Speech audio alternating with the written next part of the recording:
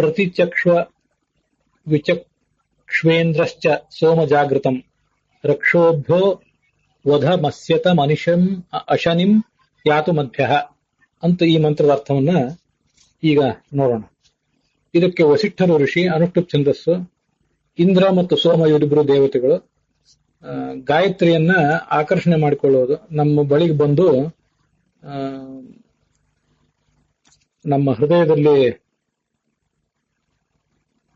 ಕರೆದುಕೊಳ್ಳುವುದು ಇದರ ತಾತ್ಪರ್ಯ. ಅರ್ಘ್ಯ ರೂಪದಿಂದ ಸೂರ್ಯನ ಬೆಳಗ್ಗೆ ಕಳಿಸಿದ್ದೀವಿ, ಆ ಗಾಯತ್ರಿಯನ್ನ ಪುನಃ ನಮ್ಮ ಹೃದಯಕ್ಕೆ ಬರಮಾಡಿಕೊಳ್ಳುವುದು ಗಾಯತ್ರಿ ಆಕರ್ಷಣ.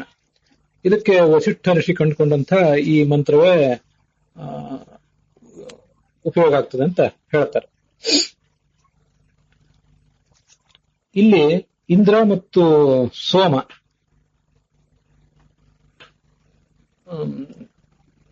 ಪ್ರತಿಚಕ್ಷ್ವ ವಿಚಕ್ಷ್ವ ಇಂದ್ರಶ್ಚ ಸೋಮ ಜಾಗೃತಂ. ಸೋಮ ಅಲ್ಲಿ ಸೋಮ ಅಂತೇಳಿ ಸಂಬೋಧನ ಪ್ರಥಮ ವಿಭಕ್ತಿಯಲ್ಲಿರೋದ್ರಿಂದ ಸೋಮನನ್ನು ಮೊದಲು ತಗೊಳ್ತಾರೆ ಅರ್ಥ ಹೇಳುವವರು. ಸೋಮ ಸೋಮನೆ, ಇಂದ್ರ ಚ ಇಂದ್ರನೂ ಕೂಡ, ಅಂದ್ರೆ ನೀವಿಬ್ಬರು ಒಟ್ಟಾರೆ ಸೇರಿ. ಪ್ರತಿಚಕ್ಷ್ವ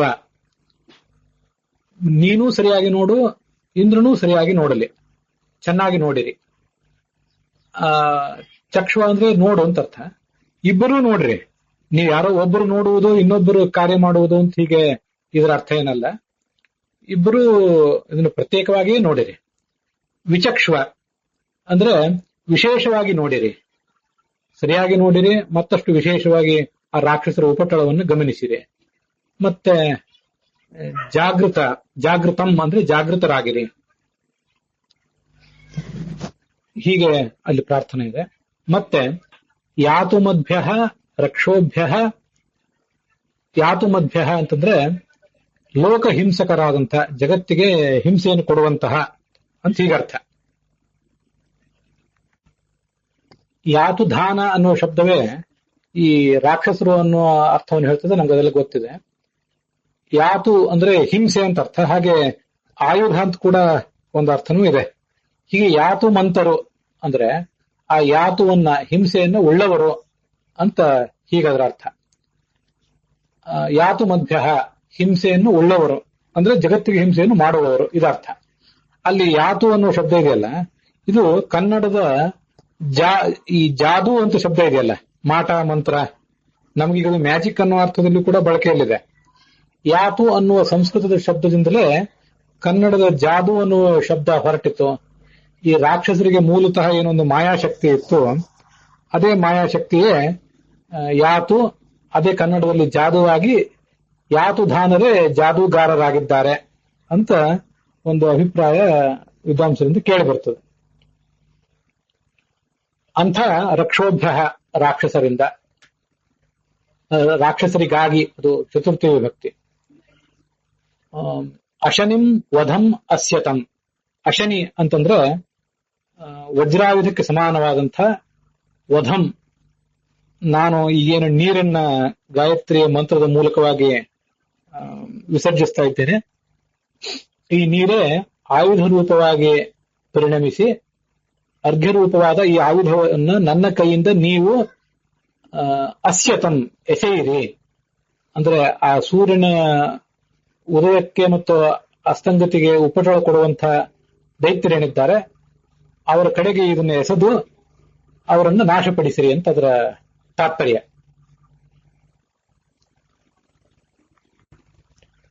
ಇಲ್ಲಿ ಇಂದ್ರ ಮತ್ತು ಸೋಮ ಅಂತ ಹೀಗೆ ಇಬ್ರು ದೇವತೆಗಳನ್ನ ವರ್ಣಿಸಿದ್ದಾರೆ. ಅದಲ್ಲದೆ ಈ ಸೋಮ ಅನ್ನುವ ಶಬ್ದದಿಂದ ಮತ್ತು ಇಂದ್ರ ಅನ್ನುವ ಶಬ್ದದಿಂದ ಭಗವಂತನೇ ನೇರವಾಗಿ ಹೇಗೆ ವಾಚ್ಯನಾಗಿದ್ದಾನೆ ಅನ್ನೋದನ್ನು ಕೂಡ ನಾವು ಅನುಸಂಧಾನಕ್ಕೆ ತಂದುಕೊಳ್ಬೇಕು. ಹಾಗಾದಾಗ ಆ ಸೋಮನಲ್ಲಿ ಅಂತರ್ಗತನಾದ ಭಗವಂತ ಮತ್ತು ಇಂದ್ರನಲ್ಲಿ ಅಂತರ್ಗತನಾದ ಭಗವಂತ ಅಂತ ಹೀಗೆ ನಮಗೆ ಅನುಸಂಧಾನ ಮಾಡಲಿಕ್ಕೆ ಸುಲಭ ಆಗ್ತದೆ. ಸೋಮ ಅಂತಂದ್ರೆ ಸರ್ವಮೂಲದಲ್ಲಿ ಎಲ್ಲಿ ಈ ಶಬ್ದ ಬಂದಿದೆ ಅಂತ ನಂಗೆ ಈಗ ನೆನಪಿಲ್ಲ, ಅದು ತೊಂದರೆ ಇಲ್ಲ, ಮತ್ತೊಂದ್ಸರಿ ಯಾವಾಗಾದ್ರೂ ಹೇಳ್ತೇನೆ. ಉಮಯಾ ಸಹಿತ ಸೋಮಃ. ಉಮಾ ಅಂತಂದ್ರೆ ಅವನ ಪತ್ನಿ, ಅವಳಿಂದ ಕೂಡಿದವನು ಸೋಮ. ಉಮಯಾ ಸಹಿತ ಸೋಮಃ ಅಂತ. ಉಮಾ ಅಂತ ಪಾರ್ವತಿಗೆ ಇರುವಂತಹ ಶಬ್ದ, ಅದು ಲಕ್ಷ್ಮೀದೇವಿಗೂ ಕೂಡ ಇರುವಂತಹ ಶಬ್ದವೇ. ಯಾಕಂದ್ರೆ ಉ ಅಂದ್ರೆ ಉತ್ಕೃಷ್ಟ, ಮಾ ಅಂದ್ರೆ ಜ್ಞಾನ. ಉತ್ಕೃಷ್ಟವಾದ ಜ್ಞಾನವುಳ್ಳವಳು, ಮತ್ತೆ ಆ ಜ್ಞಾನವನ್ನು ನಮಗೆ ಕೊಡುವಂಥವಳು, ಈ ಎಲ್ಲ ಗುಣಗಳುಳ್ಳವಳು ಅವಳೇ ಆಗಿದ್ದಾಳೆ. ಮತ್ತೆ ಆ ಜ್ಞಾನಕ್ಕೆ ಸಾಧನವಾದಂತಹ ವೇದವಿದ್ಯೆ, ಆ ವೇದವಿದ್ಯೆಗೆ ಮಾ ಅಂತ ಕರೀತಾರೆ. ಲಕ್ಷ್ಮೀದೇವಿಗೆ ಇಂದಿರಾ ಲೋಕಮಾತಾಮ ರಮಾ ಮಂಗಲ ದೇವತಾ, ಇಂದಿರಾ ಲೋಕಮಾತಾ ಮಾ ಅಂತ ಈ ಒಂದು ಪ್ರತ್ಯೇಕ ಶಬ್ದವೇ ಇದೆ, ಒಂದಕ್ಷರದ ಶಬ್ದ. ಹೀಗೆ ಮಾ ಅನ್ನೋ ಶಬ್ದ ಲಕ್ಷ್ಮೀದೇವಿಯನ್ನು ಹೇಗೆ ಹೇಳ್ತದೋ ಹಾಗೆ ಉಮಾ ಉತ್ಕೃಷ್ಟವಾದ ಲಕ್ಷ್ಮೀದೇವಿ, ಉತ್ಕೃಷ್ಟವಾದ ಜ್ಞಾನರೂಪಳು. ಹರಿವಂಶದಲ್ಲಿ ಮಾಧವ ಅನ್ನೋ ಶಬ್ದವನ್ನ ವಿವರಿಸುವಾಗ ಮಾ ವಿದ್ಯೇತಿ ಸಮಾಖ್ಯಾತ ತಸ್ಯ ಪತಿ ಭವಾನ್ ಅಂತ ಹೇಳಿ, ಮಾ ಅಂದ್ರೆ ವಿದ್ಯಾ, ಅವಳ ಪತಿಯಾದವನು ಮಾಧವ ಅಂತ ಅರ್ಥವನ್ನು ಹೇಳಿದ್ದಾರೆ. ಹಾಗಾಗಿ ಮಾಧವ ಅಂದ್ರೆ ಲಕ್ಷ್ಮೀಪತಿಯಾದ ನಾರಾಯಣ ಅಂತ ಅಲ್ಲಿ ಅರ್ಥ. ಹಾಗೆ ಇಲ್ಲಿಯೂ ಕೂಡ ಉಮಾ ಅಂತಂದ್ರೆ ಉತ್ಕೃಷ್ಟವಾದ ಜ್ಞಾನ ರೂಪಗಳು, ಜ್ಞಾನವನ್ನು ನಮ್ಗೆ ಕೊಡುವಂಥವಳು, ಆ ಜ್ಞಾನಕ್ಕೆ ಸಾಧನವಾದಂತಹ ವೇದದ ಅಭಿಮಾನಿನಿಯೂ ಆದಂತಹ ಲಕ್ಷ್ಮೀದೇವಿ. ಅವಳಿಂದ ಸಹಿತನಾದವನು ಸೋಮ. ಹೀಗೆ ಸೋಮ ಅನ್ನೋ ಶಬ್ದ ಪವಮಾನ ಸೂಕ್ತದಲ್ಲಿ ಕೂಡ ಎಲ್ಲೆಲ್ಲಿ ಬರ್ತದೆ ಅಲ್ಲೆಲ್ಲಾ ಕಡೆ ಸೋಮ ಅನ್ನೋ ಶಬ್ದ ಚಂದ್ರನನ್ನು ಹೇಳುವಂತೆ ಅದು ರುದ್ರನನ್ನು ಹೇಳ್ತದೆ, ಮುಖ್ಯ ಪ್ರಾಣನನ್ನು ಹೇಳ್ತದೆ, ಹಾಗೆ ಪರಮಾತ್ಮನನ್ನು ಹೇಳ್ತದೆ ಅಂತ ತಿಳ್ಕೊಳ್ಬೇಕು. ಮುಂದೆ ಇಂದ್ರ ಅಂತ ಶಬ್ದ ಬಂದಿದೆ.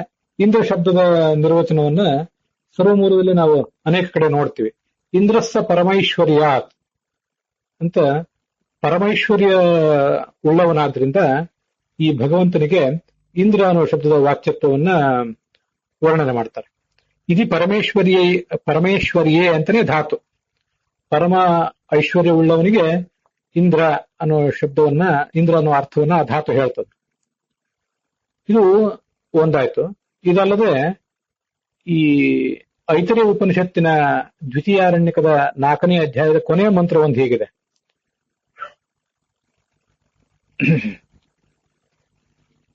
ಇಂದ್ರೋಹವೈ ನಾಮ ತಮಿದಂದ್ರಂ ಸಂತಂ ಇಂದ್ರ ಇತ್ಯಾಚಕ್ಷತೆ ಪರೋಕ್ಷೇಣ ಪರೋಕ್ಷ ಪ್ರಿಯ ಇವ ಹಿ ದೇವಾಹ ಪರೋಕ್ಷ ಪ್ರಿಯ ಇವ ಹಿ ದೇವಾಹ.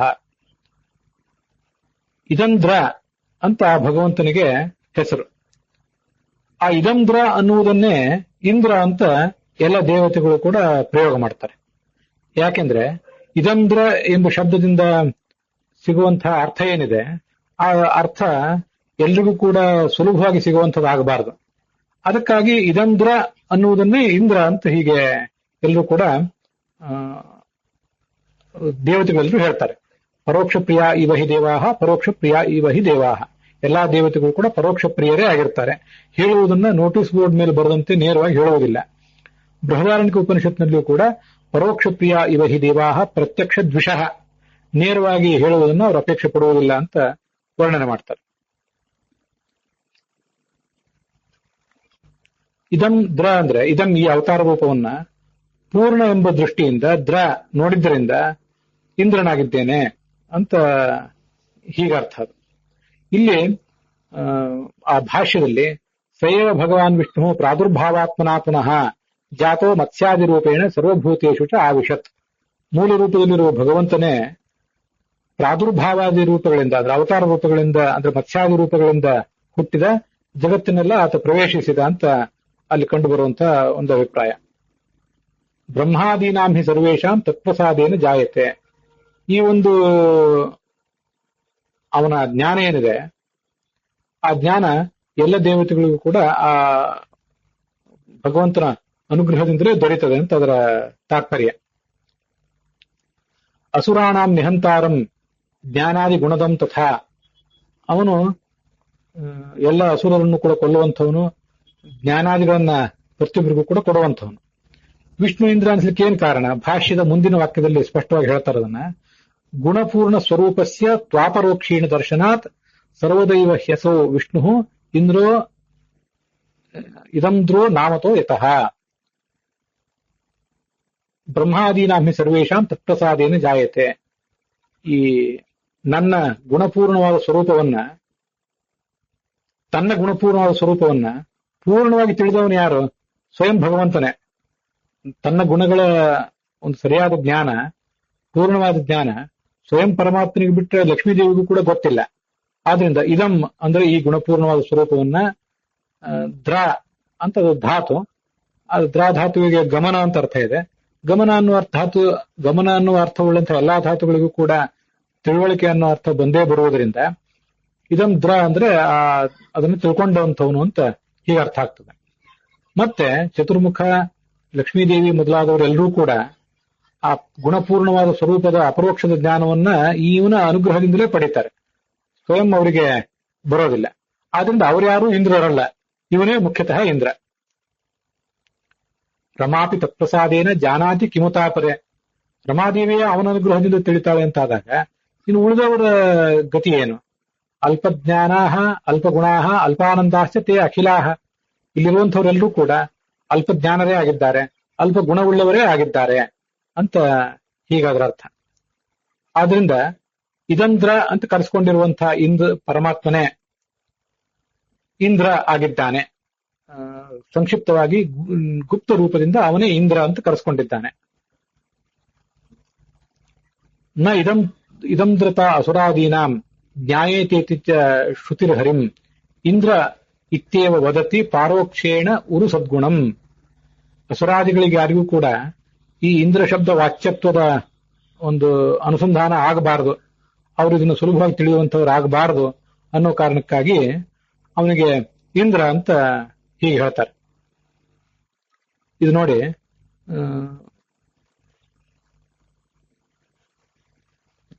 ತೇನ ವಿಷ್ಣು ಸಹ ಇಂದ್ರ ಇತ್ಯಭಿಶಬ್ದತೆ. ಎಷ್ಟು ಒಂದು ವಿಚಿತ್ರವಾದ್ದು ಅಂದ್ರೆ ಇದು. ನತಾದೃಶಿ ಪ್ರೀತಿ ನಿಡ್ಯಸ್ಯ ವಿಷ್ಣೋ ಗುಣೋತ್ಕರ್ಷ ಜ್ಞಾತರಿ ಯಾದಶೀ ಸ್ಯಾತ್ ಅಂತ ತತ್ವನಿರ್ಣಯದಲ್ಲಿ ಆಚಾರ್ಯರು ಒಂದು ವೇದವಾಕ್ಯವನ್ನು ಉದ್ಧರಿಸ್ತಾರೆ.